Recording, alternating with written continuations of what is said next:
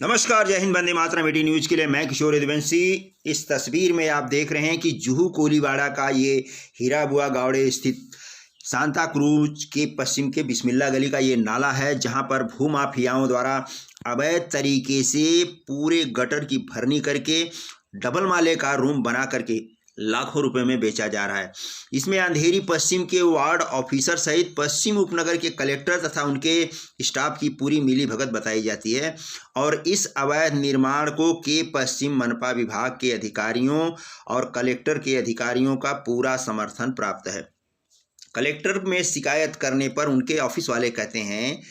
कि इसके लिए मनपा जिम्मेदार है और वही दोषी है और वही करवा रहे हैं, और जब मनपा में शिकायत की जाती है तो उनके अधिकारी और उनके कर्मचारी कहते हैं कि इसके लिए कलेक्टर जिम्मेदार है। हालत ये हो गई है कि इतने बड़े नाले को खुलेआम पाटकर डबल माले के रूम बनाए जा रहे हैं, जिससे नाला सकरा हो जाने पर लोगों के डूबने और उनके घर डूबने सहित भूस्खलन से लोग मरेंगे और यही सरकार इन्हें अल्पसंख्यक आदि कहकर जनता के टैक्स के पैसों का मुआवजा देगी और उसमें भी भ्रष्टाचार करेगी। यही हाल मनपा के सभी वार्डों का है। मुंबई के जितने भी वार्ड ऑफिसर हैं सारे के सारे खुलेआम इसी तरह भ्रष्टाचार में डूबे हुए हैं और उनके कोई भी वरिष्ठ अधिकारी लाख शिकायतें करने के बाद और तमाम तरह की खबरें मीडिया में पेपरों में छपने के बाद भी अपने कान में तेल डाल करके बैठे हैं, आंखें मूंद लिए हैं। जहां से साल तक के कई हजार करोड़ रुपए का भ्रष्टाचार मनपा अवैध निर्माण के तौर पर करवाती है और उसके अधिकारी करते हैं, जो अगाड़ी सरकार और उसके अधिकारियों के ऊपर भी एक प्रश्न चिन्ह लगाता है। यहाँ हर विभाग में खुलेआम भ्रष्टाचार इस कदर हो गया है और इसी के चलते महाराष्ट्र सरकार के लोगों ने इन्हें अघाड़ी सरकार वालों को वसूली सरकार कहना शुरू कर दिया है। इस तस्वीर में आप देख सकते हैं कि किस तरह से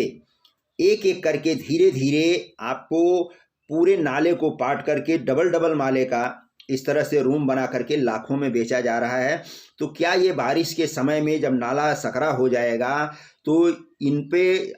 भूस्खलन होगा और ये यहाँ पर लोग जब डूबेंगे तो ये सरकार इनको मुआवजा भी देगी, सब कुछ करेगी और इसकी जद में बहुत सारे लोग आएंगे, क्योंकि दरिया के अंदर जब पानी नहीं जाएगा तो वो बाहरी क्षेत्रों में दूसरी जगहों पर जल जमाव होगा और इसी जल जमाव की वजह से मुंबई में बाढ़ की स्थिति उत्पन्न होती है। जगह जगह सारे नाले अवैध कब्जे करके किस तरह से इन मनपा अधिकारियों और कलेक्टर के अधिकारियों द्वारा अवैध निर्माण करवाया जा रहा है और करोड़ों रुपए की वसूली हर साल की जाती है, ये खुलेआम है और ये जग जाहिर है। इस तरह से आप देख सकते हैं कि ये दो माले का, तीन माले का अवैध निर्माण किस तरह से नाले के ऊपर किया जा रहा है। ये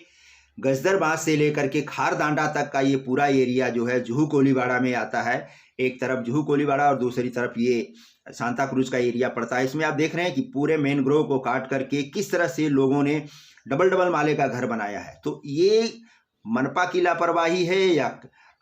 कलेक्टर की लापरवाही है या दोनों विभागों के अधिकारियों की मिली भगत से इस तरह भूमाफियाओं को संरक्षण दिया जा रहा है और उनसे करोड़ों रुपए वसूल करके आपस में बंदर बांट की जाती है। ये आपकी आंखों के सामने यहाँ पर खुलेआम दिखाई दे रहा है। ये जुहू का कोलीवाड़े का ये नाला है और इस नाले पर दोनों तरफ से अवैध निर्माण हो रहे हैं, ऐसा नहीं है। और इसके अलावा भी मुंबई के जितने भी वार्ड हैं, जहां भी समाज की खुली हुई जगह है, वहां पर हर जगह पर इसी तरह से अवैध निर्माण करके